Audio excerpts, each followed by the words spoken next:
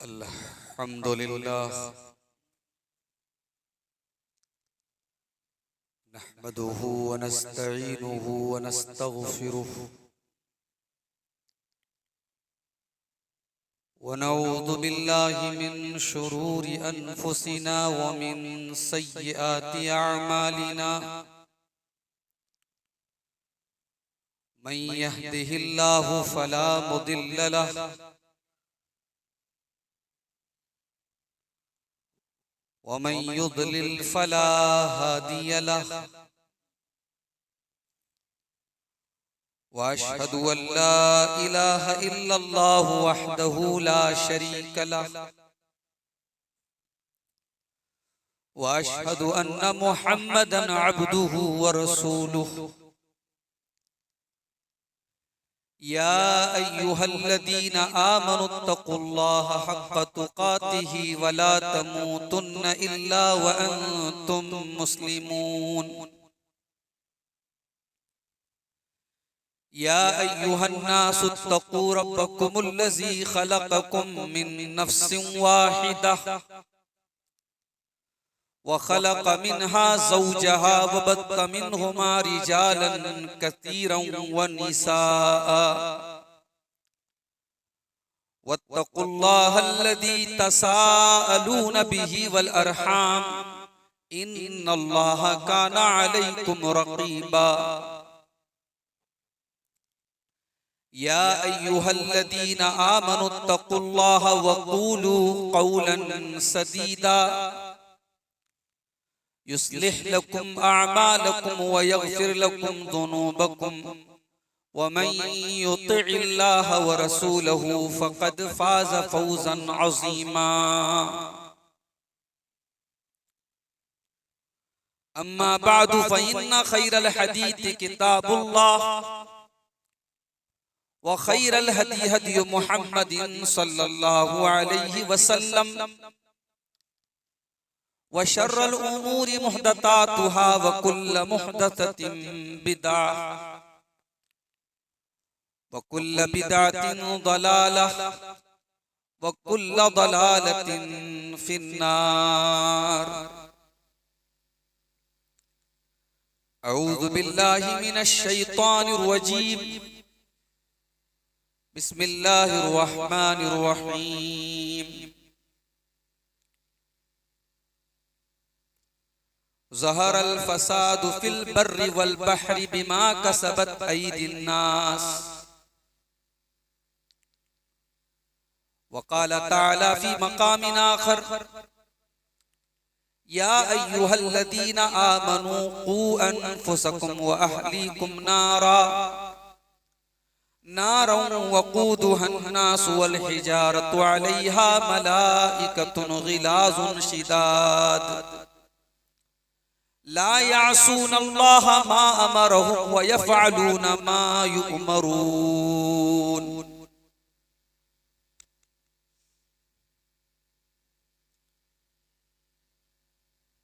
पहले चाहत फिर निगाहों से उतारी जाओगी, आबरू भी जाएगी और तुम भी मारी जाओगी। तुम फिरोगी दर बिदर, तुम फिरोगी दर बदर, रुसवाई और जिल्लत के साथ। बेटियों जब छोड़कर निस्बत हमारी जाओगी, ये तो एक साजिश है वरना तुम नहीं उनको कबूल। कल वही नफरत करेंगे, आज प्यारी जाओगी। जिस घड़ी दिल भर गया कोठे पे बेचेंगे तुम्हें, दाग लेकर होगी वापस और कुंवारी जाओगी। जिसके दम पर घर से निकली कल वो जब देगा फरेब, सोच लो किस सिमत फिर तुम पांव भारी जाओगी। इज्जतो अजमत गंवा कर मुंह दिखाओगी किसे, करते करते दुनिया से तुम आहोजारी जाओगी, करते करते दुनिया से तुम आहोजारी जाओगी। उतरेगा थोड़े दिनों में जब जवानी का नशा, जुल्म की आगोश में जब बारी बारी जाओगी। कोई मजहब दे न पाएगा तुम्हें ऐसा हिसार, छोड़कर इस्लाम की जब पासदारी जाओगी। है शरीयत ही तुम्हारी पासबां ऐ बेटियों, दामने इस्लाम में ही तुम संवारी जाओगी। प्यारी बहनों इफ़्फ़तो शर्मो हया अपनाओ तुम, देखना फिर नूर हक से तुम निखारी जाओगी। आह दोज़ख को खरीदा तुमने ईमान बेच कर, आह अब रोज़े जज़ा तुम बन के नारी जाओगी। रोती है चश्मे फरीदी देख कर अंजामे बद, गर न संभलोगी तो लेने सिर्फ बुखारी जाओगी। पहले चाहत फिर निगाहों से उतारी जाओगी, आबरू भी जाएगी और तुम भी मारी जाओगी। सदर मोहतरम उलमाए किराम, मोहतरम बुजुर्गों, नौजवान भाइयों, माँ और बहनों, प्यारे बच्चों, मुबारकपुर की सरजमीन पर आज इस मस्जिद में, जिसे शेखुल हदीस मौलाना उबैदुल्लाह मुबारकपुरी रहमहुल्लाह की मस्जिद के नाम से जाना जाता है, और इसी मस्जिद में गालिबन शेख मोहतरम नमाज पढ़ा करते थे। आज इस मस्जिद में यहाँ के नौजवानों ने ये मजलिस, ये दीनी प्रोग्राम बाद नमाज इशा मुनक्किद किया है, और मुझे जिस मौजू पर बात करने की जिम्मेदारी दी है वो मौजू बहुत ही अहम भी है और बहुत आम और कॉमन मौजू है। हम ये कह सकते हैं कि हमारी तमाम दावती और तबलीगी कोशिशों का बुनियादी महवर और मरकज यही मौजू है। जुमा के खुतबात हो, सालाना प्रोग्राम हो, मसाजिद के दुरूस हो, सबका मकसद यही मौजू है, और वो मौजू है इस्लाह मुआशरा। मुआशरे की इस्लाह कैसे की जाए, मुआशरे को सुधारा कैसे जाए, मुआशरे में दिन ब दिन बुराइयों के बढ़ते हुए सैलाब को कंट्रोल कैसे किया जाए। ये भी बड़ी कड़वी हकीकत है कि इस्लाह मुआशरा की इतनी सारी कोशिशों के बावजूद मुआशरे में बुराइयां कम नहीं हो रही हैं, बल्कि बुराइयां अपने नए नए रूप में और नए नए अंदाज में हमारे सामने आ रही हैं। अब हालात ये हो चुके हैं कि जिन चीजों का तसव्वुर मुबारकपुर और बनारस जैसे छोटे शहरों और कस्बों में नहीं था, जिन बुराइयों के बारे में हम सुनते थे कि वो दिल्ली और मुंबई और कलकत्ता जैसे मेट्रो सिटीज में होती थी, अब वो बुराइयां और वो खराबियां आज हमारे इलाकों, हमारे घरों और खानदानों तक पहुंच चुकी। हमारे पड़ोस की लड़कियां आज भाग रही हैं, गैर मुस्लिमों के साथ मुर्तद हो रही हैं। ये पूरी कौम के लिए सोचने का मकाम है। बारिश होती है, हमारी छतों पे अगर पानी कहीं मरता है और छत टपकने लगती है तो हम जाते हैं, चेक करते हैं कि कहां पानी कहां मर रहा है। अगर हमने उस पानी, उस मरते हुए पानी के बारे में फिक्र नहीं की तो एक दिन ऐसा आएगा इमारत गिर जाएगी। मेरे प्यारे साथियों, समाज और मुआशरे में पनपने वाली इन बुराइयों को अगर हमने केयर नहीं किया, इन पर तवज्जो नहीं दी, इनकी इस्लाह की कोशिश नहीं की, तो दीनदारी की बुनियादें गिर जाएंगी। समाज कहां पहुंचेगा हम और आप तस्वुर नहीं कर सकते। बेहयाई, बदतमीजी, हरामखोरी, नशाखोरी, बेपर्दगी, इन तमाम मामलात में हमारा समाज और मुआशरा कहां पहुंच चुका है मेरे प्यारे साथी। समाज में पाई जाने वाली तमाम बुराइयों को अगर एक लाइन में और एक जुमले में अगर कहा जाए कि इनका सबब क्या है, कुरान करीम हमें जवाब देता है। ज़हरल फसादु फिल बर्रि वल बहरी बिमा कसबत अयदीन नास। मेरे बंदो, तुम जहां पर भी कोई फसाद देख रहे हो, बिगाड़ देख रहे हो, खराबियां देख रहे हो, वो लोगों के करतूतों का नतीजा है। दुनिया में जहां पर भी तुम कोई फसाद और बिगाड़ देख रहे हो, वो इंसानों के करतूतों का, उनके गुनाहों का नतीजा है। अल्लाह ताला कुरान के 28वें पारे में तमाम अहले ईमान को एक हुक्म देता है, या अय्युहल्लज़ीना आमनू कू अनफुसकुम व अहलीकुम नारा। ऐ ईमान वालों, अपने आप को और अपने घर वालों को जहन्नम की आग से बचाओ। दुनिया की आग में हम और आप अपने बच्चों को जलता हुआ कभी नहीं देख सकते। अभी अहमदाबाद के अंदर जो प्लेन क्रैश हुआ, उस हादसे की तस्वीरों को देखिए तो रोंगटे खड़े हो जाते हैं। हादसे के पहले की तस्वीरों को देखिए, हंसते मुस्कुराते बच्चे, पूरी फैमिली, पूरा परिवार, बीवी, शौहर, बच्चे अहमदाबाद से लंदन जा रहे हैं। जाहिर है फ्लाइट का सफर वही इंसान करता है जो थोड़ा पैसे के एतबार से मजबूत होता है, खुशहाल होता है। गरीब आदमी थोड़ी करता है फ्लाइट का सफर।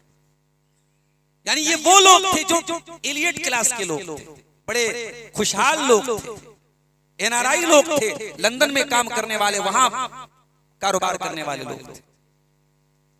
उनकी मौत लिखी थी तो कैसी लिखी थी मेरे साथ। फ्लाइट में जो फ्यूल होता है, माहिरीन कहते हैं कि दुनिया के खतरनाक, एक आम पेट्रोल से जो आग लगती है उससे कहीं ज्यादा खतरनाक फ्लाइट में जो फ्यूल होता है, उसको एटीएफ बोलते हैं, एविएशन टरबाइन फ्यूल। बहुत खतरनाक, उसके अंदर जलाने की सलाहियत होती है। इसीलिए जब फ्लाइट क्रैश होती है, प्लेन क्रैश होता है, तो किसी के बचने का चांस नहीं होता, क्योंकि वो जो फ्यूल होता है वो बहुत खतरनाक आग तैयार करता है। जल करके खाक हो गए लोग, बदन के टुकड़े नहीं मिल रहे हैं, लोग खड़े हैं अपने लाइन में, अपने रिश्तेदारों की, अपने बच्चों की के डीएनए टेस्ट के लिए कि पता लग जाए कि मेरे बच्चे की लाश, मेरे घर वालों की लाश का कोई टुकड़ा मुझे मिल जाए। अल्लाह, ये मौत थी मेरे प्यारे साथ। और इसमें फिर आप उन लोगों को देखिए जो बेचारे मेडिकल के स्टूडेंट थे और हॉस्टल में खाना खा रहे थे। भाई फ्लाइट में सफर करने वाला तो चलो, उसकी मौत उसको खींच के लेके गई, लेकिन वो जो उस हॉस्टल के अंदर खाना खा रहे थे, उनकी मौत तो उनके अपने घर में खाना खाते हुए लिखी थी। इसीलिए अल्लाह कुरान में कहता है, वमा तदरी नफ्सुम बिअय्यि अर्दिन तमूत। कहां मरोगे, कब मरोगे नहीं जानते। ऐ गाने बजाने में मस्त लोगों, ऐ हराम कामों में मुलव्विस इंसानों, तुम नहीं जानते तुम्हारी मौत कहां लिखी है, किस हाल में तुम्हारी मौत लिखी है।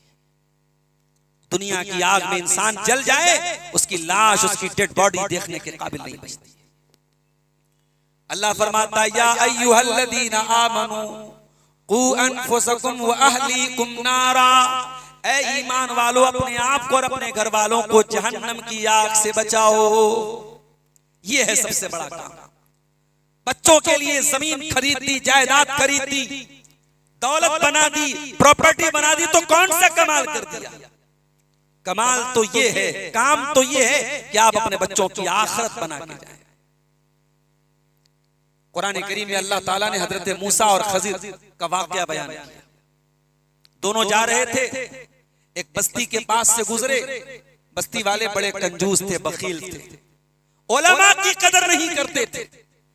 जिस बस्ती में उलमा की कदर ना हो, जिस बस्ती में दीनदारों की कदर ना हो, उस बस्ती के लोगों से ज्यादा खबीस लोग कहीं के नहीं होते। ये दोनों गए, इन्हें भूख लगी थी, इन्होंने खाना मांगा, उन्होंने खाना नहीं दिया। खाना मांगा इन्होंने। शरीयत तो ये सिखाती है, इंसानियत का तकाजा तो ये है, हुस्न अखलाक का तकाजा तो ये है जो इब्राहिम अलैहिस्सलाम ने पेश किया था कि मेहमान आए तो उससे पूछा ना जाए कि आप क्या खाएंगे। मेहमान के सामने आपके पास जो बेहतरीन चीज है वो ला के रखिए। इब्राहिम अलैहिस्सलाम ने यही तरीका तो अपनाया था। फराग इलैहि, हजरत इब्राहिम अलैहिस्सलाम दौड़े दौड़े आए, फजा बिइजलिन हनीस, और भुना हुआ बछड़े का गोश्त ला के रख दिया। तो ये जो बस्ती थी ये बड़े कंजूस लोग थे। इन्होंने हजरत मूसा और खजीर को मांगने के बाद भी खाना नहीं खिलाया। अब दोनों बेचारे भूखे प्यासे, दोनों अल्लाह के नबी हैं, मूसा भी नबी है, खजीर भी नबी है। दोनों थके हारे एक मकान की दीवार से टेक लगा के बैठे।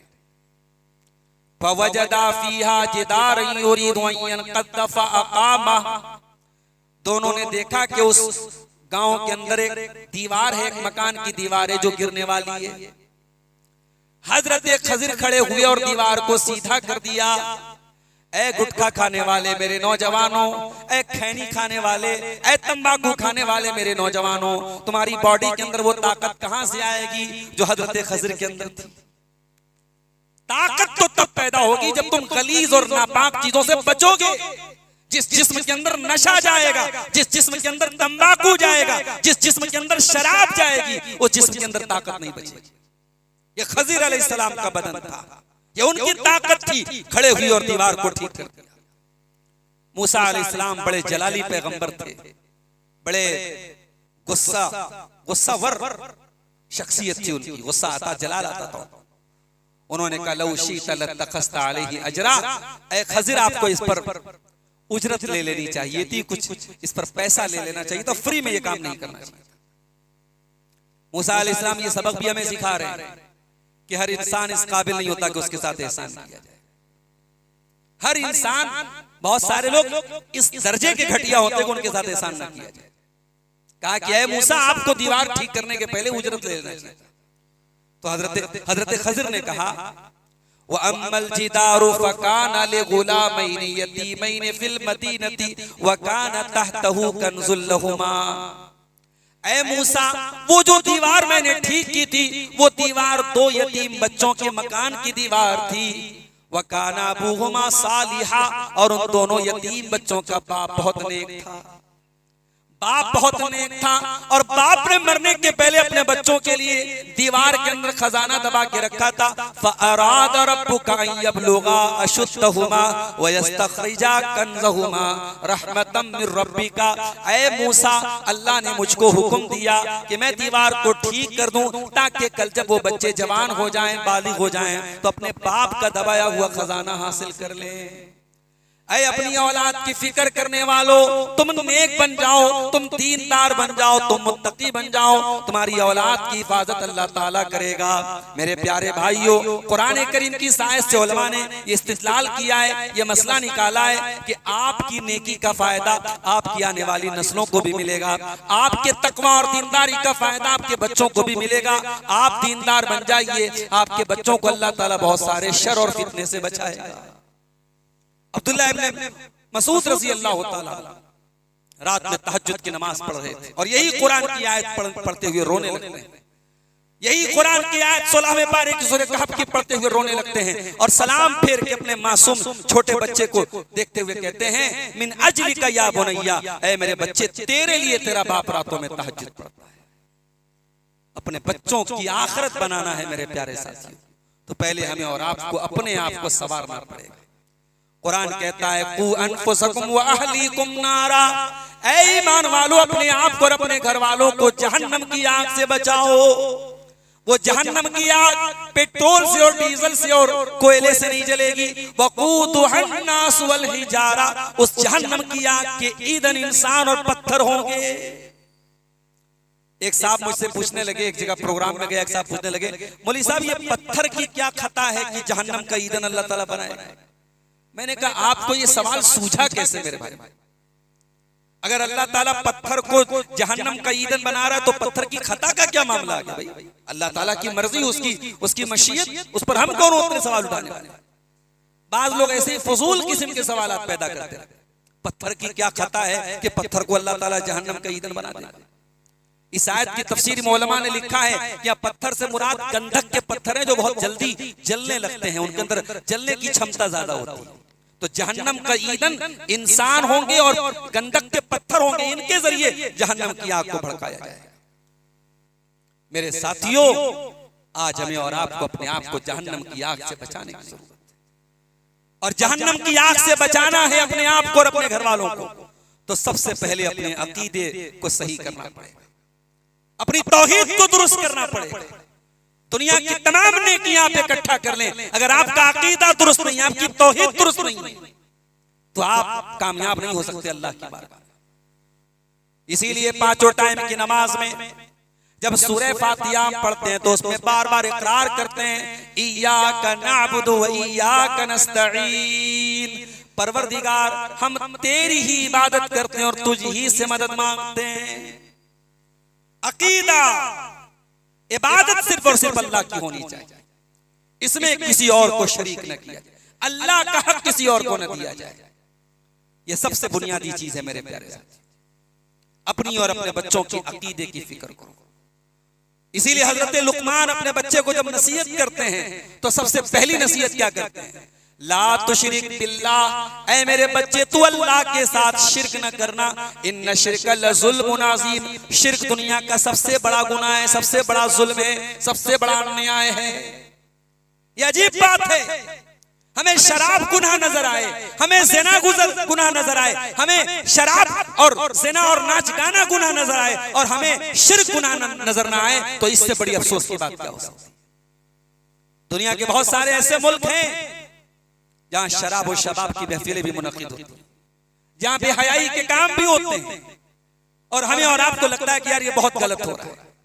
लेकिन उसके मुकाबले में दुनिया के बहुत सारे ऐसे इलाके और खित्ते और ममालिक हैं जहां खुलेआम शिर्क हो रहा है। अल्लाह को छोड़ के गैरों के दर पे सर झुकाया जा रहा है, अल्लाह का दर्जा किसी और को दिया जा रहा है, और हमारी नजर में वो कोई गलत काम नहीं है, हम उसे हीरो बना के बैठे हुए। याद रखो मेरे प्यारे साथी, अल्लाह की नजर में, उसके रसूल की नजर में शिर्क से बड़ा कोई गुनाह नहीं है, शिर्क से बड़ा कोई पाप नहीं। इसीलिए अल्लाह के प्यारे नबी अपने चचा अब्बास के बेटे अब्दुल्ला इब्न अब्बास से कहते हैं, अब्दुल्ला बिन अब्बास कौन है? फकीहुल उम्मा है, तर्जुमानुल कुरान है, हब्रुल उम्मा है।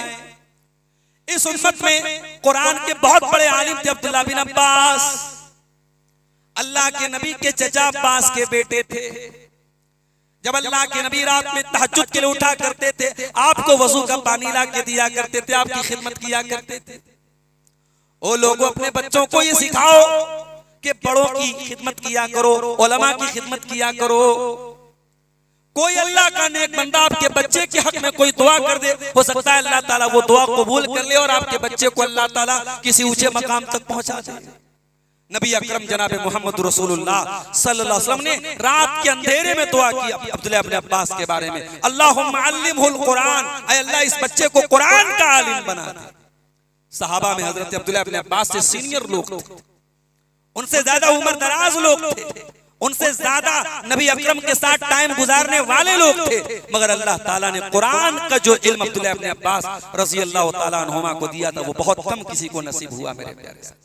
ये नबी की दुआ की बरकत थी, ये प्यारे रसूल की दुआ की बरकत थी। अब्दुल्लाह इब्न अब्बास कुरान के आलिम थे, कुरान के तर्जुमान थे। वो सवारी पर पीछे बैठे हुए थे, अल्लाह के रसूल आगे बैठे हुए थे। 10 या 11 साल की उनकी उम्र थी। अल्लाह के प्यारे नबी ने फरमाया, या गुलाम, ऐ बच्चे, इज़ा सअल्ता फसअलिल्लाह, जब भी तू सवाल करना तो अल्लाह से सवाल करना।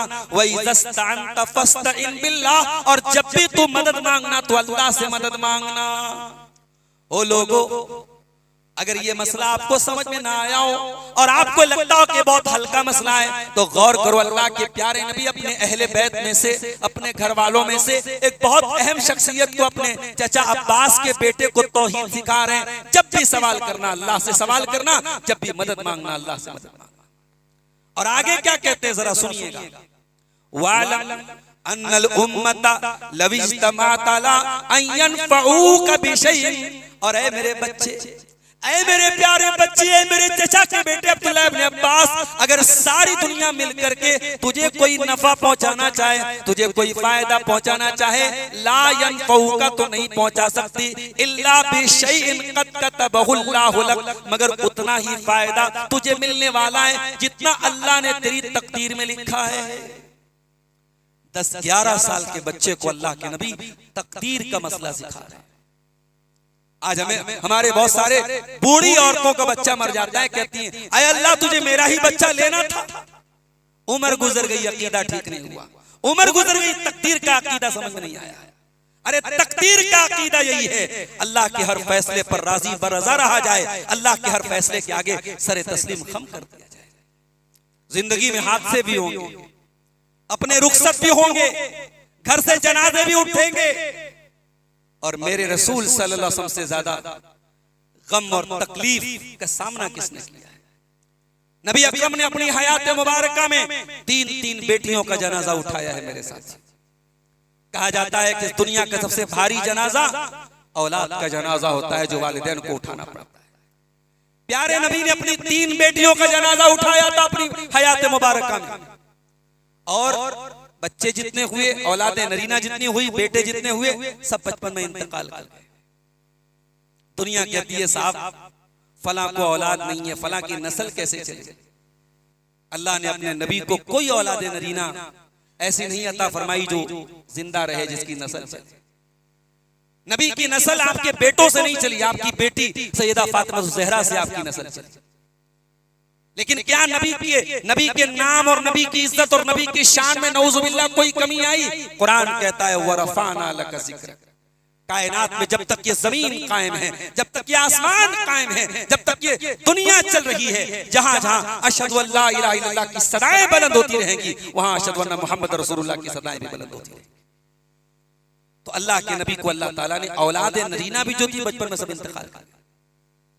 आखिरी बेटा जो आपको हुआ, हजरत मारिया के पेट से इब्राहिम पैदा हुए।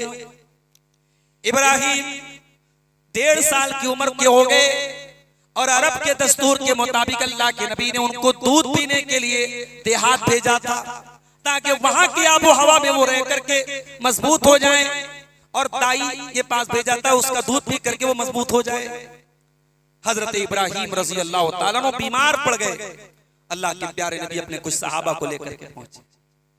जब आप पहुंचे हैं, बुखारी के अल्फाज हैं, आपका बेटा, आपका लख्त जिगर, जिसका नाम आपने अपने बाप इब्राहिम के नाम पे रखा था, वो बेटा आपके हाथों में दम तोड़ने लगा, उसका सांस उखड़ने लगा।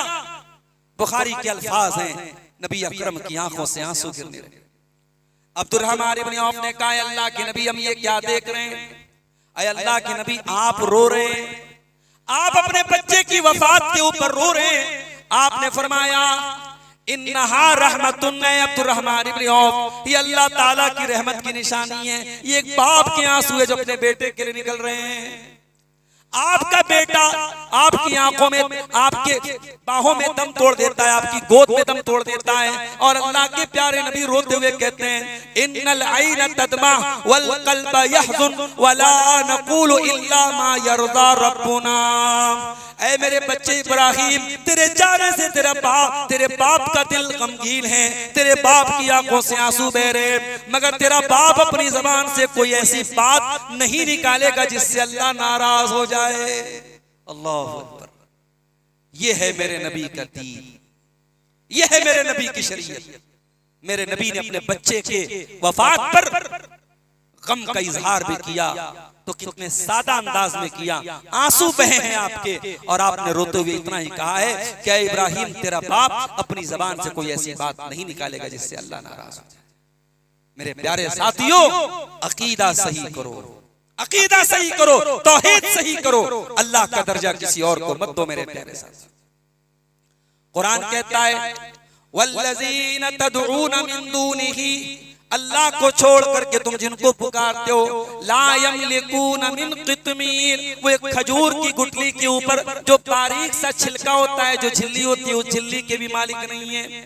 इन तदऊहुम ला यस्मऊ दुआकुम, अगर तुम उनको पुकारोगे वो तुम्हारी पुकार को सुन भी नहीं सकते। वलौ समिऊ मस्तजाबू लकुम, और सुन भी ले तो जवाब नहीं दे सकते। अल्लाह के प्यारे नबी ने सारी जिंदगी तौहीद की दावत दी, नबी के सारे सहाबा ने तौहीद की दावत दी, नबी के सारे अहले बैत ने तौहीद की दावत दी। मेरे प्यारे साथियों, अगर हम सहाबाए किराम से मोहब्बत करते हैं, हम प्यारे रसूल के अहले बैत से मोहब्बत करते हैं, हमारी जिंदगी में साफ सुथरी तौहीद होनी चाहिए। तौहीद से कोई कॉम्प्रोमाइज नहीं होना चाहिए, तौहीद से कोई समझौता नहीं होना चाहिए। और आगे बढ़िए, आज हमारे मुआशरे का मसला ये है, हमारे बहुत सारे नौजवानों की जिंदगी का कोई मकसद नहीं। उनकी जिंदगी का मकसद क्या है? अच्छा पकवान खाओ, घूमने फिरने जाओ, यहां जाओ वहां जाओ, एंजॉय करो, लाइफ को एंजॉय करो। मेरे प्यारे भाइयों, अच्छा खाना खाना, अच्छी जगहों पर घूमने जाना, अच्छे कपड़े पहनना, कोई हर्ज की बात नहीं है। लेकिन मेरे प्यारे नौजवान भाइयों, इसको जिंदगी का मकसद अगर बना के बैठे तो माफ करना, ये जिंदगी का मकसद नहीं है। हम और आप मुसलमान हैं, और मुसलमान को उसकी जिंदगी का मकसद पता होना चाहिए। क्या मकसद हमारी जिंदगी का है? अल्लाह कुरान में कहता है वमा खलक़तुल जिन्ना वल इंसा इल्ला लियअबुदून, मेरे बंदो, हमने जिन्नात और इंसान को सिर्फ और सिर्फ अपनी इबादत के लिए पैदा किया है। हम पैदा किए गए हैं अल्लाह की इबादत के लिए। अब अल्लाह की इबादत का मतलब ये नहीं कि आप 24 घंटे नमाज पढ़ेंगे, नहीं।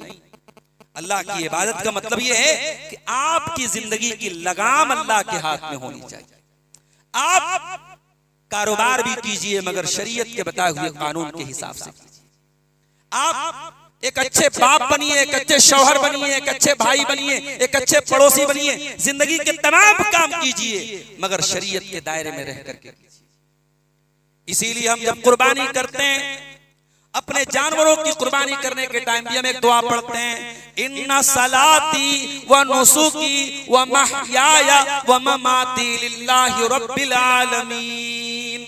उस दुआ में हम ये कहते हैं कि ऐ मेरे रब, मेरी नमाज तेरे लिए है, मेरी कुर्बानी तेरे लिए है, मेरा जीना तेरे लिए है, मेरा मरना तेरे लिए है, मेरी जिंदगी का मकसद तेरे दीन की सरफराजी, मैं इसीलिए मुसलमान, मैं इसीलिए नमाज़ी। मुसलमानों, तुम्हारी जिंदगी इतनी हकीर नहीं है कि किसी नाजायज काम के लिए वो जिंदगी गुजार दी जाए। कोई शराब के लिए जी रहा है, कोई लड़की बाजी के चक्कर में पड़ा है, कोई गैर महरम लड़कियों से चैटिंग कर रहा है, कोई नशे में गिरफ्तार है, कोई हरामखोरी में गिरफ्तार है। जिंदगी इतनी हकीर नहीं है कि उसको बर्बाद कर दिया जाए। और जिंदगी में खास तौर से जो ये जवानी का टाइम, ये जो जवानी का टाइम है, ये जिंदगी का सबसे कीमती टाइम। अल्लाह के प्यारे नबी अपने नौजवान सहाबा की बड़ी कदर करते थे, नौजवान सहाबा पर बड़ी तवज्जो देते थे, और हमारी शरीयत में भी नौजवानों पर बड़ी तवज्जो थी। कभी आप गौर कीजिए, जुमा के दिन आप सूरह कहफ पढ़ते हैं, सूरह कहफ में अल्लाह ताला ने असहाबे कहफ का वाक़या बयान किया। असहाबे कहफ का नाम मालूम है? नहीं मालूम। असहाबे कहफ की एग्जैक्ट तादाद क्या थी? इख्तिलाफ है, नहीं मालूम। असहाबे कहफ की लोकेशन क्या थी? नहीं मालूम। असहाबे कहफ के बारे में दो बातें हमें मालूम है। एक बात ये मालूम है कि इन नौजवानों ने अल्लाह के दीन के लिए अपने घर को छोड़ के एक गार में, एक पहाड़ की गुफा में जाके पनाह लिया, ये मालूम है। और दूसरी बात क्या मालूम है? इन्नहुम फित्यतुन आमनू बिरब्बिहिम वज़िदनाहुम हुदा। ये चंद नौजवान थे, ये 18, 20, 22 साल के नौजवान थे। इनकी जवानी गुजरी है अपने दीन को बचाने के लिए। ये हजरत अली, ये मुर्तजा कौन थे? नौजवान थे। ये उस्मान गनी कौन थे? नौजवान थे। ये उसामा बिन ज़ैद 17 साल के नौजवान थे, जिन अल्लाह के प्यारे नबी ने अपनी वफात के पहले जिनको कमांडर बनाया था, एक लश्कर का रोमियों से लड़ने के लिए भेजा था। उसका कमांडर बड़े बड़े सीनियर सहाबा मौजूद थे, मगर 17 साल के नौजवान उसामा बिन ज़ैद को आपने उसका कमांडर बनाया था। और हिंदुस्तान की सरजमीन पर इस्लाम का परचम लहराने वाला मोहम्मद बिन कासिम भी मेरे प्यारे नौजवान भाइयों एक नौजवान था, 20-21 साल का एक नौजवान था। मेरे नौजवानों, अपनी जवानी की कदर करो। इस जवानी का हिसाब अल्लाह क्या देना पड़ेगा। ये जवानी ये इंस्टाग्राम और फेसबुक पर बर्बाद करने के लिए नहीं है, ये नंगी तस्वीरें देखने के लिए जवानी नहीं है, ये नशे में लुटाने के लिए जवानी नहीं है, ये गलत जगहों पे जाने के लिए नौजवानी नहीं है। इस जवानी को अल्लाह की रजा के कामों में गुजारो मेरे प्यारे नौजवान। इसीलिए अल्लाह के नबी फरमाते हैं, सबअतुन युज़िल्लुहुमुल्लाहु फी ज़िल्लिही यौमा ला ज़िल्ला इल्ला ज़िल्लुहु। कयामत के दिन 7 ऐसे लोग होंगे जिनको अल्लाह ताला अपने अर्श का साया देगा, जिस दिन अल्लाह के अर्श के अलावा कोई साया न होगा। उन 7 लोगों में आपने फरमाया वशापुन नशा फी इबादतिल्लाह, वो नौजवान भी होगा जिसकी जवानी अल्लाह की इबादत में गुजरी। इसीलिए अल्लाह के प्यारे नबी फरमाते हैं इग़तनिम खमसन क़ब्ल खमसिन, 5 चीजों की कदर करो 5 चीजों के आने से पहले। शबाबक क़ब्ल हरमिक, अपनी जवानी की कदर करो बुढ़ापे के आने से पहले। और अपनी तंदुरुस्ती की कदर करो वसिहतक क़ब्ल सक़मिक, अपनी तंदुरुस्ती की कदर करो बीमारी के आने के पहले। अपनी जिंदगी की कदर करो मौत के आने के पहले। अपनी दौलत की कदर करो अपने गरीब होने से पहले। और अपने वक्त की कदर करो फरागक क़ब्ल शुग़लिक, अपने टाइम की कदर करो इसके पहले कि तुम बिजी हो जाओ। तो जिंदगी के मकसद को पहचानो मेरे प्यारे साथियों। दुनिया में हमारा एक उसूल होता है, जो चीज अपना मकसद पूरा करती है तब तक वो हमारे लिए काम की रहती है। जब मकसद पूरा करना छोड़ दे वो यूजलेस हो जाती है। भाई ये मोबाइल है, जब तक इससे हम कॉल कर रहे हैं, इसमें नेटवर्क है और ये इसकी स्क्रीन काम कर रही है, इसके अंदर जान बाकी है, ये मोबाइल हमें बड़ा अजीज होता है, हम इसे अपने पास रखते हैं। और जब ये मोबाइल डेड हो जाए तो हम क्या करते हैं, या तो उसे रिपेयरिंग वाले को देते हैं या घर में किसी कोने में पड़ा रहता है, कोई पूछने वाला नहीं। दुनिया का उसूल ये है कि जो चीज अपने मकसद को पूरा ना करे वो यूजलेस हो जाती है। तो हम और आप यूजलेस ना बने, हम अपनी जिंदगी के मकसद को पहचाने मेरे प्यारे साथी। और आगे बढ़िए, एक और चीज जो हमारे समाज को बर्बाद कर रही है, बेहयाई।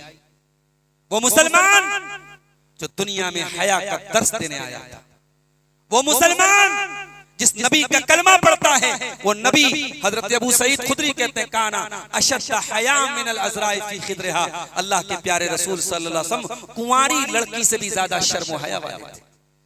वो इस मुसलमान जिसके दीन ने ये सिखाया है कि हया जिस चीज के अंदर होती है इल्ला ज़ानहु, हया सजा देती है, संवार देती है। और हया जिस चीज के अंदर से निकल जाए, वो हया निकल जाए तो वो चीज ऐबदार हो जाती है।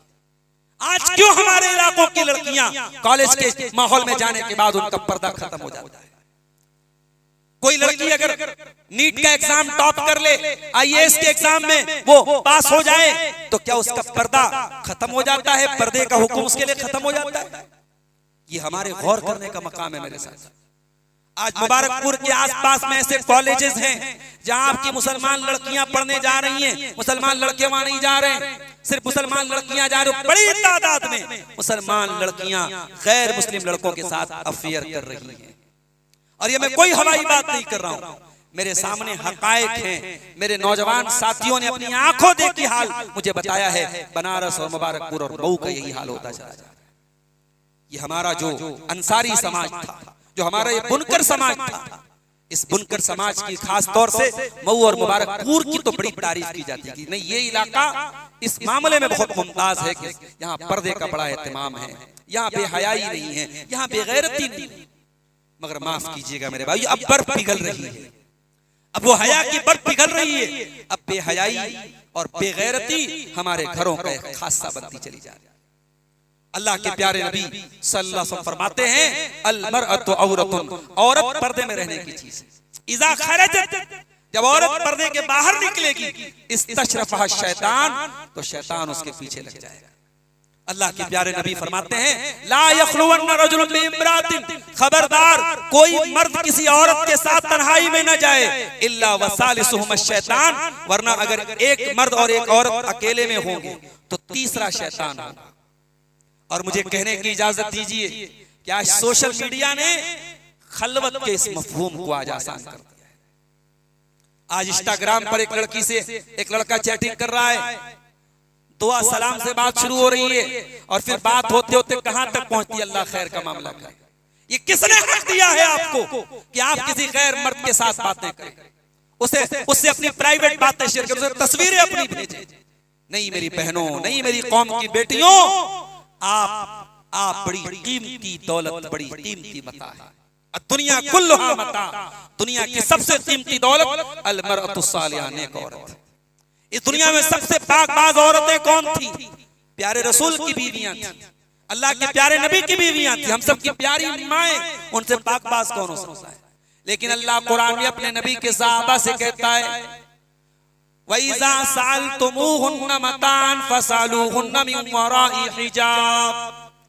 ऐ मेरे नबी के सहाबा, जब तुम्हें अपनी बीवियों से कोई चीज जब तुम्हें अपने नबी की बीवियों से कोई चीज मांगना हो, उम्महातुल मोमिनीन से कोई चीज मांगना हो, तो पर्दे की आड़ से मांगो, डायरेक्ट फेस टू फेस उनके सामने न जाओ।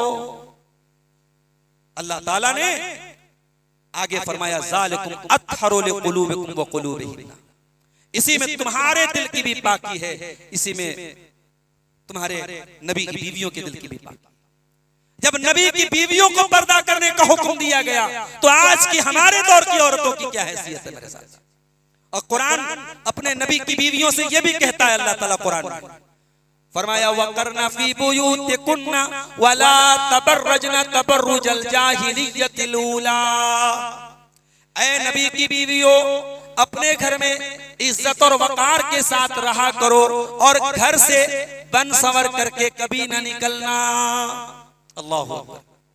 पता ये चला कि औरत का असल दायरा उसका घर है। फज़ा इब्न फैज़ी ने कहा था तू ज़ीनते खाना थी, ऐ खातून तू घर की ज़ीनत थी, और तू शम्मे महफिल बन गई। तू ज़ीनते खाना थी और तू शम्मे महफिल बन गई। देख के गौहर तूने कर लिए खजफ रेज़े कबूल, तूने कंकर पत्थर लेकर के कीमती गौहर को लुटा दिया। ऐ मुसलमान औरत, तुझे अल्लाह ताला ने ज़ीनते खाना बनाया था और तू शम्मे महफिल बन गई। मेरे भाइयों, मेरे अजीजों, मुबारकपुर की सरजमीन इल्म फन की और इल्म और उलमा की सरजमीन है। इस सरजमीन की पहचान इसके इल्म, इसके तकवा, इसकी दीनदारी, इसकी हया, इसके पर्दे से होनी चाहिए। अपने घरों के पर्दे और अपने घरों की शर्म हया की हिफाजत करो मेरे नौजवान।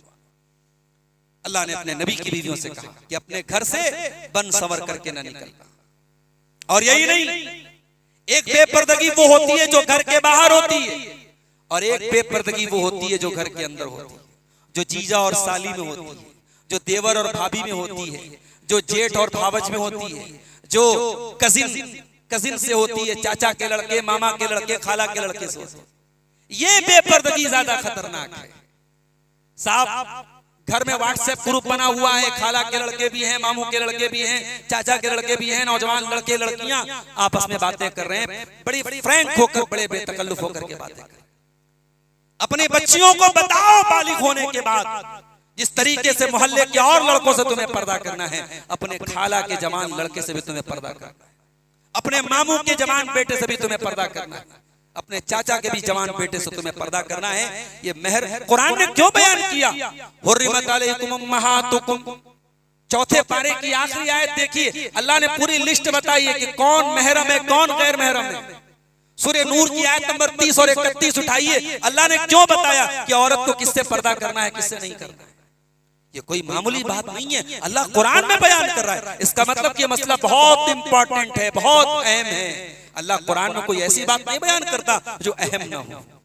मेरी प्यारी माँ और बहनों, आज फैशन के नाम पे, आज मॉडर्नाइजेशन के नाम पे, तरक्की के नाम पे, आज हमारे घरों में ऐसे कपड़े पहने जा रहे हैं, खवातीन ऐसे कपड़े पहन रही हैं जिनसे उनका पूरा जिस्म जो है ढकता नहीं है, जिस्म नजर आता है, ट्रांसपेरेंट कपड़े, जिस्म के शरीर को दिखाने वाले कपड़े, माफ कीजिएगा, दीनदार घरों में भी अब पहने जा रहे हैं। कहां गई कुरान की वो आयत है? अल्लाह अपनी ईमान वाली बंदियों से कहता है कि वला यज़रिबना बिअरजुलिहिन्ना लियुअलम मा युखफीना मिन ज़ीनतिहिन्ना। ऐ मोमिना औरतों, तुम जब अपने घर में चला करो तो पायल पहन करके अपने पाँव को जोर जोर से जमीन पे मार के न चला करो, तुम्हारे पायल की झनकार भी गैर मर्दों के कानों तक नहीं पहुंचनी चाहिए। अल्लाह यहां तक कहता है वलियज़रिबना बिखुमुरिहिन्ना अला जुयूबिहिन्ना। ऐ नबी के घर की औरतों, ऐ ईमान वाली औरतों, ऐ ईमान मोमिना औरतों, वलियज़रिबना बिखुमुरिहिन्ना अला जुयूबिहिन्ना, अपने दुपट्टों को अपने गरेबानों पर रखा करो। पता ये चला कि औरत को दुपट्टा कैसे रखना है अपने शरीर पर, ये तरीका भी अल्लाह कुरान में बता रहा है। इसका मतलब ये हुआ कि औरत का पर्दा अल्लाह की नजर में इतनी अहम चीज है कि अल्लाह औरत को दुपट्टा रखने का तरीका भी कुरान के अंदर बता रहा है। बल्कि इससे एक कदम और आगे बढ़िए, कुरान का 22वां पारा उठाइए, सूरह अहज़ाब की आयत में अल्लाह कहता है, ऐ नबी की बीवियों, या निसान नबी लस्तुन्ना का अहदिम मिनन निसाई इन इत्तक़ैतुन्ना फला तख़दान बिल क़ौल फ़यत्मअल्लज़ी फ़ी क़ल्बिही मरद वक़ुल्ना क़ौलन मअरूफ़ा। ऐ नबी की बीवियों, खबरदार, तुम आम औरतों की तरह नहीं हो। अगर किसी गैर मर्द से तुम्हें बात करना पड़े तो नरमी के साथ, लचक के साथ बात न करो। आज बड़े अफसोस की बात है, बाज औरतें घर में शौहर के साथ उतनी मिठास के साथ बात नहीं करती जितनी बाहर जाके दुकानदार से बात करती। किसी गैर मर्द का कॉल आ जाए तो उससे बड़ी मोहब्बत और नरमी के साथ बात करती हैं, अपने शौहर के साथ उतनी मोहब्बत से पेश नहीं आती। मुझे कहने की इजाजत दीजिए, अपनी माँ बहनों से कहना चाहूंगा कि दीनदारी की शुरुआत इससे होती है कि आपका आपके शौहर के साथ रवैया कैसा है। बाज़ औरतें बड़ी इबादत गुजार होती हैं, हर जलसे में जाती हैं, हर प्रोग्राम में जाती हैं, उनका मोबाइल उठा के तो कोई यूट्यूब पर बयानात सुनती रहती हैं, बड़ी तकरीर सुनने वाली, बड़ी अल्लाह से डरने वाली, मगर शौहर के साथ उनका रवैया बड़ा तकलीफ होता है। शौहर की जायज ख्वाहिशात को भी पूरा करने में उनको तामुल होता है। शौहर के साथ उनका रवैया बड़ा तकलीफ होता है। ऐसी औरतें याद रखें, प्यारे नबी के पास एक औरत आई, अल्लाह के नबी के पास किसी काम से वो औरत आई।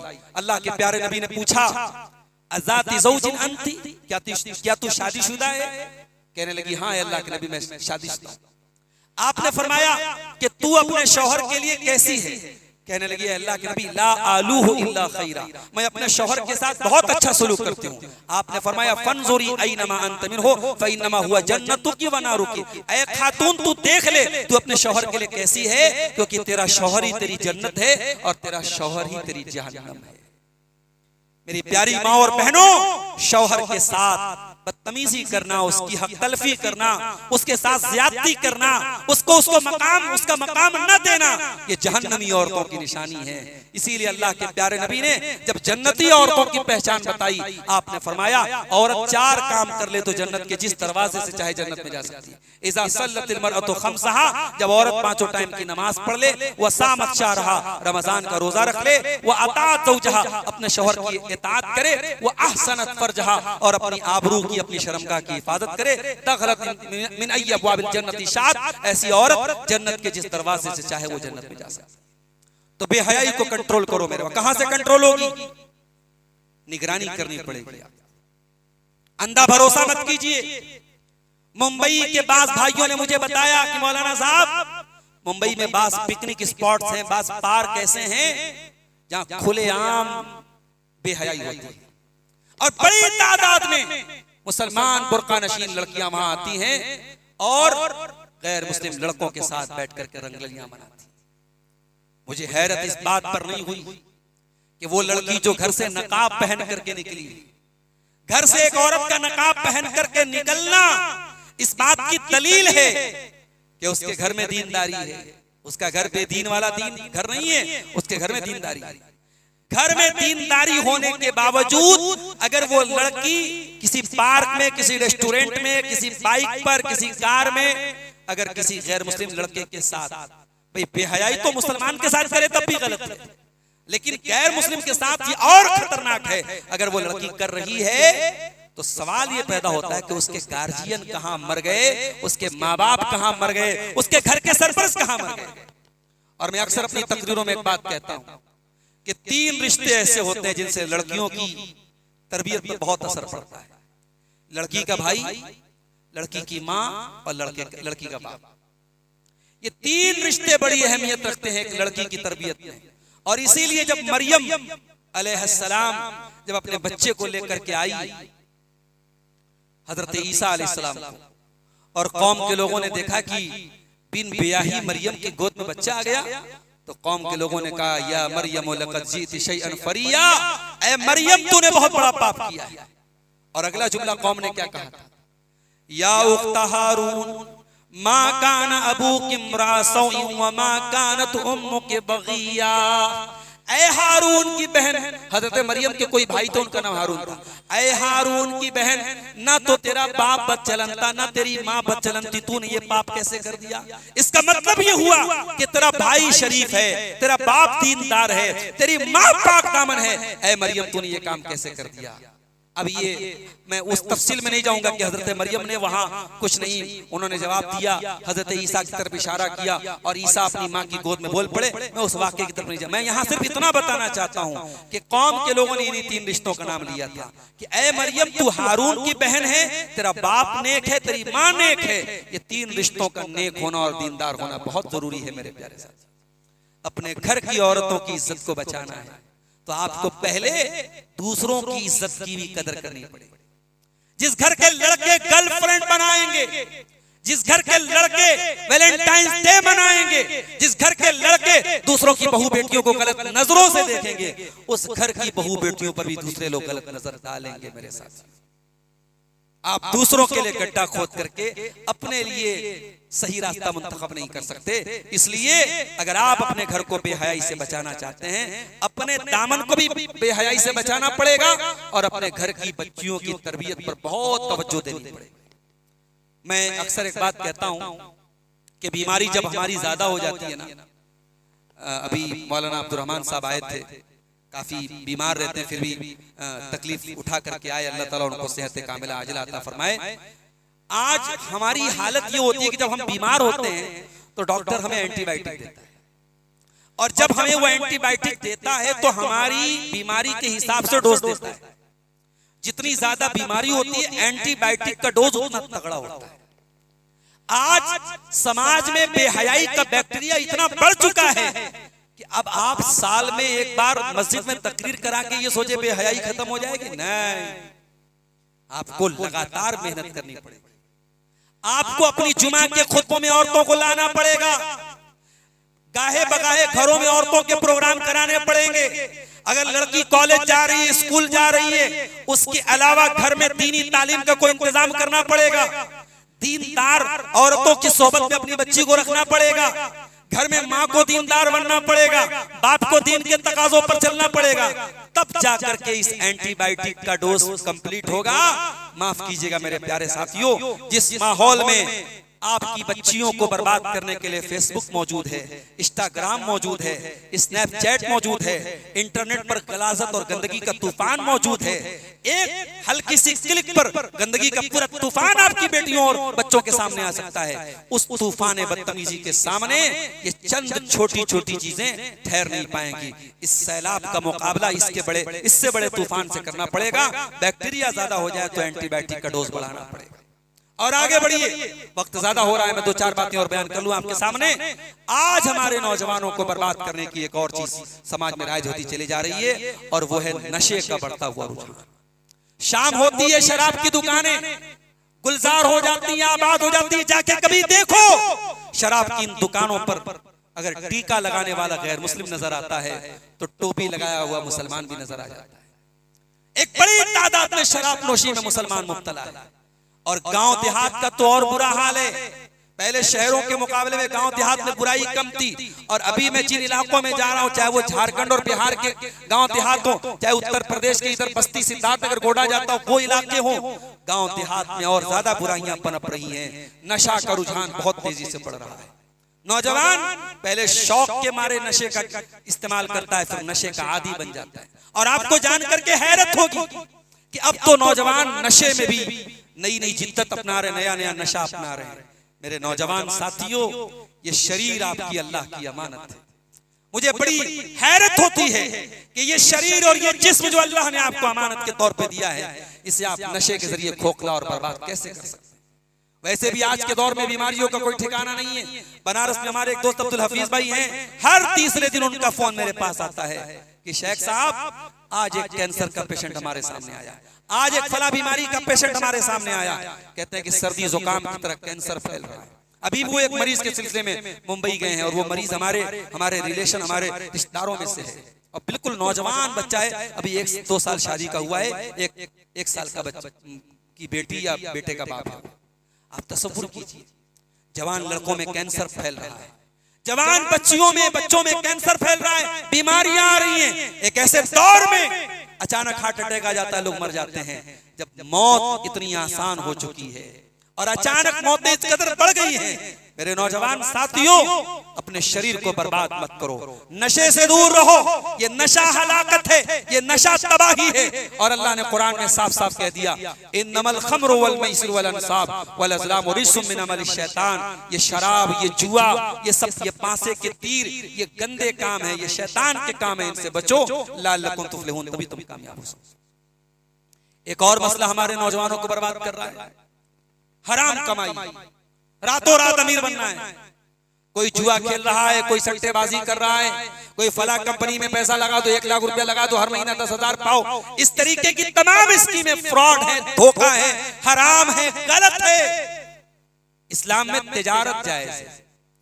बैठे बिठाए आपने कहीं पैसा लगा दिया, हर महीने फिक्स इनकम आ रही है, बैंक में पैसा डाल दिया, फिक्स डिपॉजिट कर दिया, हर साल 5% 4% इंटरेस्ट मिल रहा है, हराम है। खुलेआम, खुले अल्फाज में कह रहा हूं, हराम है। और उतना ही हराम है जितना जिना हराम है, जितनी शराब हराम है। इसलिए मेरे भाइयों, हराम कमाई से बचो। हराम कमाई घर में आएगी, दुआएं कबूल नहीं होंगी। आज फलस्तीन का शहर गज़ा तबाह कर दिया गया, शहर गज़ा को तबाह कर दिया गया। 2.5 से 3 सालों में 1 लाख से ज्यादा मुसलमान मार दिए गए। हजारों बच्चे हॉस्पिटलों में बीमार हैं, ग़िज़ा की किल्लत है। और अफसोस ये होता है कि जब वही इस्राईल किसी दूसरे मुल्क पर हमला करता है और वो मुल्क अपने दिफा के लिए जब जवाबी कार्रवाई करता है तो सारी दुनिया खुश होती है, अहले ईमान खुश होते और खुश होना भी चाहिए। लेकिन ये नहीं भूलना चाहिए कि जालिम किसी भी लिबादे में आए, जालिम तो जालिम होता है। जिस जालिम ने सीरिया में जुल्म किया वो भी जालिम था, जिस जालिम ने लीबिया में जुल्म किया वो भी जालिम था, जिस जालिम ने यमन में जुल्म किया वो भी जालिम था। जालिम का हुलिया देख करके हम जालिम की डिफिनीशन बदल नहीं सकते। याद रखो मेरे प्यारे साथियों, किसी के बारे में कोई फैसला करने के पहले अदलो इंसाफ के तराजू को मत छोड़ो। बहुत जल्दी किसी की हिमायत और किसी की मुखालफत में मत उतर जाओ। ला यजरिमन्नकुम शनान कौमिन अला अल्ला तादिलु। कुरान कहता है खबरदार, किसी कौम के साथ तुम्हारी अदावत भी है तब भी नाइंसाफी नहीं करना है। आज बड़ी तेजी से हमारे लोग कहते साहब फला हीरो है, फला हीरो है। कौन कितना हीरो है तारीख के पन्ने उठा के देख लो, आपको मालूम हो जाएगा मेरे प्यारे साथी। मुसलमानों के खून से होली ये कोई नई नहीं खेली जा रही, ये बड़ी तारीख रही है। कत्लेआम बहुत कई बार मुसलमानों के साथ किया गया है। मगर ये याद रखो, अल्लाह ताला का एक उसूल ये भी है, अल्लाह तारीख में ऐसे दिन मिलाता है जब बाज जालिमों को बाज जालिमों से भिड़ा देता है, जालिम को जालिम के ऊपर मुसल्लत कर देता है। और याद रखो, जहां पर भी जालिम जुल्म कर रहा है वो याद रखे अल्लाह ताला ने उसके ऊपर भी उससे बड़ा कोई जालिम तैयार करके रखा हुआ है। ये अल्लाह का की सुन्नत है, अल्लाह का निजाम है, वो एक दिन हमें देखने को मिलेगा। तो मेरे अजीजों, हराम कमाई अगर घर में आएगी दुआएं कबूल नहीं होंगी। आप रोएंगे, गिड़गिड़ाएंगे, तहज्जुद पढ़ेंगे, दुआ कबूल नहीं होगी। फान्ना युस्तजाबु लिज़ालिक, जिस घर में हराम कमाई आएगी उस घर में दुआएं कबूल नहीं होंगी। इसी तरीके से अगर मुआशरे की इस्लाह करना है तो एक काम हमें और करना पड़ेगा, और वो काम क्या है? यहूद और नसारा की अंधी तकलीद से हमें बचना है। आज मुसलमानों के घरों में बर्थडे मनाया जा रहा है कि नहीं मनाया जा रहा है? मुसलमानों के घरों में सालगिरह मनाई जा रही कि नहीं मनाई जा रही? अल्लाह के नबी ने फरमाया कि लतत्तबिउन्ना सुनन मन काना क़ब्लकुम शिब्रम बिशिब्रिन व ज़िराअन बिज़िराइन। मेरी उम्मत में वो जमाना भी आएगा, लोग अपने से पहले की कौमों के रास्ते पर चलेंगे। अगर वो एक बालिश चलेंगे, मेरी उम्मत के लोग एक बालिश चलेंगे। अगर वो एक हाथ चलेंगे, मेरी उम्मत के लोग एक हाथ चलेंगे। अभी हमने वो नजारा भी देखा था जब अमेरिका का राष्ट्रपति एक मुसलमान मुल्क में आया था। उस मुल्क ने अमेरिका के राष्ट्रपति का इस्तेमाल करने के लिए अपने मुल्क की औरतों को खड़ा किया था और वो अपनी जुल्फों को लहरा रही थी। जाहिर है ये बेहयाई और ये बेगैरती ये मुसलमान की शान तो नहीं है मेरे प्यारे साथी। यहूद और नसारा की तकलीद और उनको खुश करने के चक्कर में आज मुसलमान कहां जा रहा है। कुरान कह रहा है वलन तर्दा अनकल यहूद वलन नसारा हत्ता तत्तबिया मिल्लतहुम। ये यहूद और नसारा तुमसे कभी खुश नहीं हो सकते जब तक तुम इनके रास्ते की पैरवी नहीं करोगे। तो यहूद और नसारा के रास्ते पे न चलो। ये बर्थडे मनाना हमारा कल्चर नहीं है, ये एनिवर्सरी मनाना हमारा कल्चर नहीं है, ये फादर्स डे, ये मदर्स डे, ये चिल्ड्रन डे, ये हमारा कल्चर नहीं है। हमारा बाप रोजाना काबिल एहतराम है, हमारी माँ हर दिन काबिल एहतराम है, हमारी बीवी हर दिन मोहब्बत के काबिल है, हमारे बच्चे हर दिन प्यार के काबिल हैं। उनके लिए साल का कोई एक दिन तय कर लेना और उस दिन उनको केक ला के दे देना और उनके नाम से बड़ी बड़ी चीजें करना, ये इस्लाम की शोभा नहीं है मेरे साथियों। अब आखिर में मैं चंद बातें इस हवाले से आपके सामने रखना चाहता हूँ कि मुआशरे की इस्लाह के लिए हमें क्या करना चाहिए। तो उसमें सबसे पहला काम जो इमाम मालिक का जुमला था वो नोट कर लीजिए। इमाम मालिक ने कहा था लन यस्लुहा आखिरु हाज़िल उम्मह इल्ला बिमा सलह बिही अव्वलुहा। इस उम्मत में बाद के लोग कामयाब नहीं हो सकते मगर उसी चीज के जरिए जिससे पहले के लोग कामयाब हुए। हमारी कामयाबी का उसूल वही है जो अल्लाह के प्यारे रसूल के सहाबा की कामयाबी का उसूल था।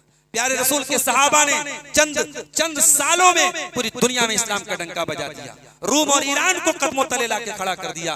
मेरे प्यारे साथियों, दुनिया आज भी आपके कदमों पर झुक जाएगी, शर्त यह है कि आप इस्लाम को फॉलो करने वाले बनिए। दूसरा काम हमें क्या करना है, अपनी जिंदगी में हमें अल्लाह के जिक्र को लाना है, नमाज की पाबंदी करना है। ये नमाज की पाबंदी आप ये मत समझिए खाना पूरी एक फॉर्मेलिटी है, नहीं। आप नमाज की पाबंदी करके देखिए, आपकी जिंदगी में सुकून आ जाएगा। वस्तईनु बिस्सब्रि वस्सलाह, कुरान कहता है सब्र और नमाज के जरिए अल्लाह ताला की मदद तलब करो।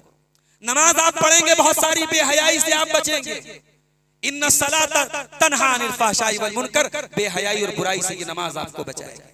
और अल्लाह ताला ने सूरह मरियम में बहुत सारे नबियों का जिक्र करने के बाद फरमाया फखलफ मिन बादिहिम खल्फुन अदाउस सलाता वत्तबउश शहवाति फसौफ यल्कौन गय्या, कि मेरे नबियों के बाद ऐसे नालायक लोग आए जिन्होंने नमाज को बर्बाद किया और ख्वाहिशात की पैरवी की। इस आयत की तफसीर में उलमा ने लिखा है जब इंसान नमाज को छोड़ेगा तो ख्वाहिशात की पैरवी करेगा। ये बेहयाई, ये बदकारी कैसे खत्म होगी? जब आप नमाज की पाबंदी करेंगे तो ऑटोमेटिक बहुत सारी बेहयाई से आप बचेंगे। और एक बहुत अहम चीज, शादी ब्याह को आसान कीजिए, बच्चों की सही उम्र में शादी कीजिए। अभी बनारस में जो अंसारी समाज में जो तंजीमें बनी है, हमारे यहाँ बरादराना तंजीमें बनी है, हर मोहल्ले की अपनी एक, उन तंजीमों में बड़ा अच्छा एक कानून पास किया कि अब जो शादियां होंगी तो बारात बहुत मुख्तसर 5-10 लोगों से बारात जाएगी और ये 3-4 तरीके का जो स्टार्टर रखा जाता है और फिर ये खाना वो खाना एक तरीके का रहेगा, कोई स्टार्टर नहीं रहेगा। और लॉन वगैरह बहुत मजबूरी में बुक किया जाएगा, अगर कहीं ऐसी माकूल जगह है तो वहीं खाना खिलाया जाए, लॉन में ना खाना खिलाया जाए। ये तमाम बातें पास हुई हैं और अल्हम्दुलिल्लाह अभी तक तो काफी हद तक लोग अमल कर रहे हैं। अब आगे अक्टूबर-नवंबर में शादियों का सीजन है, अल्लाह करे अमल करें, ये चीजें आपके मुबारकपुर में भी होनी चाहिए। शादियों को आसान करो मेरे साथ, और बच्चों और बच्चियों की सही वक्त पर शादी करो। अल्लाह के प्यारे नबी ने कई हदीसों में इस तरफ इशारा किया है। आपने फरमाया इज़ा खतब इलैकुम मिमन तर्ज़ौन दीनहु व खुल्क़हु फज़व्विजूहु, जब तुम्हारी बेटियों के लिए ऐसा रिश्ता आए, लड़का दीनदार है, लड़का बाअखलाक है, तो तुम अपनी बच्चियों की शादी उससे कर दो। अगर ऐसा नहीं करोगे जमीन में फितना फैल जाएगा, फसाद फैल जाएगा। तो शादी को सही वक्त पर करें। और चौथा काम हमें क्या करना है मेरे प्यारे साथी, हमें अपने उलमा से जुड़ना है, उलमा से मजबूत राब्ता करना है। इस वक्त बहुत सारे फितने चल रहे हैं, सोशल मीडिया के जरिए बहुत सारे हमारे नौजवान बहुत सारी चीजों से मुतासिर हो जाते हैं। आपको किस चीज से मुतासिर होना है, नहीं होना है, आप अपने उलमा की रहनुमाई में काम कीजिए। हर चमकती चीज को सोना ना समझिए। हर आदमी जो हवाला दे दे और हदीस का नंबर बता दे वो आलिम हो जरूरी नहीं है, या उसका हवाला सही हो जरूरी नहीं है, या वो जो तर्जमा कर रहा है वो सही हो जरूरी नहीं है। आज मजहब के नाम पे बहुत सारे चूरन बिक रहे हैं। एक गामदी साहब हैं, एक डॉक्टर इसरार साहब हैं, एक वहीदुद्दीन खान साहब हैं। ये सब अलग अलग एडिशन लेके इस्लाम का फिर रहे हैं, जो इस्लाम की रूह को निकालना चाहते हैं, जो ये बताना चाहते हैं साहब इस्लाम तो बड़ी अच्छी बातें बताता है, इस्लाम स्पिरिचुअलिटी बताता है, इस्लाम सुकून के साथ जिंदगी। ये इस्लाम को एक सिस्टम के तौर पे, एक निजाम के तौर पे पेश नहीं करते। इस्लाम सिर्फ नमाज पढ़ने का नाम नहीं, इस्लाम पूरे एक सिस्टम का नाम है। जब तक आप इस्लाम के पूरे सिस्टम को नहीं समझेंगे तो आप कोई मतलब नहीं इस्लाम को जानने का। इसलिए इस्लाम को सही तरीके से जानने के लिए आप अपने उलमा से अपने ताल्लुक को मजबूत कीजिए। और आखिर में ये कहना चाहूंगा मेरे प्यारे साथियों कि हमारे और आपके दिल अल्लाह के कंट्रोल में है। हमारे दिलों का कंट्रोलर अल्लाह है, हमारे दिलों का रिमोट कंट्रोल अल्लाह के हाथ में। इसलिए अल्लाह से लौ लगाइए, अल्लाह से अपना ताल्लुक मजबूत कीजिए और दुआ कीजिए। अल्लाह के नबी दो दुआएं करते थे, या मुक़ल्लिबल क़ुलूब सब्बित क़ल्बी अला दीनिक, ऐ दिलों के पलटने वाले मेरे दिल को अपने दीन पर जमा दे। या मुसर्रिफल क़ुलूब सर्रिफ क़ुलूबना अला ताअतिक, ऐ दिलों के फेरने वाले हमारे दिलों को अपनी इताअत के कामों की तरफ फेर दे।